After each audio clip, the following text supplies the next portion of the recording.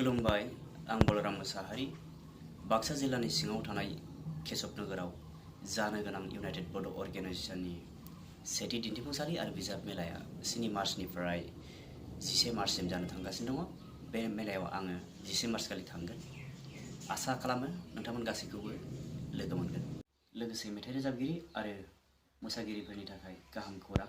बै सानबानि हाबाफारियाव दिन्थिफुंसालि आरो बिजाब मेलाया मेथाइ रोजाबनायनि थाखाय इउनाइटेड बड' सिंगिं चेम्पियन आरो मोसानायनि थाखाय इउनाइटेड बड' डेन्सिं चेम्पियन मुङै बादायलायनाय होगोन। बे बादायलायनायनि थाखाय सेथि बान्थायाव 10,000, नैथि बान्थायाव 6,000 आरो थामथि बान्थायाव 4,000 लोगोसे फोरमानलाइ आरो ट्रफी मोनगोन। बे बादायलायनाया जाखांफुनाय मेथाइ रोजाबगिरि आरो मोसागिरि नोंथांमोनखौ बाहागो लानो थाखाय खावलायहरनाय थाबाय। मोसानाय आरो मेथाइ रोजाबनाय बादायलायनायनि अडिशनखौ 7 मार्च खालि लानाय जागोन। सानफ्रोमबो खोलोब खोलोब बादायलायनानै 10 मार्च खालि जोबथा बादायलायनाय जागोन।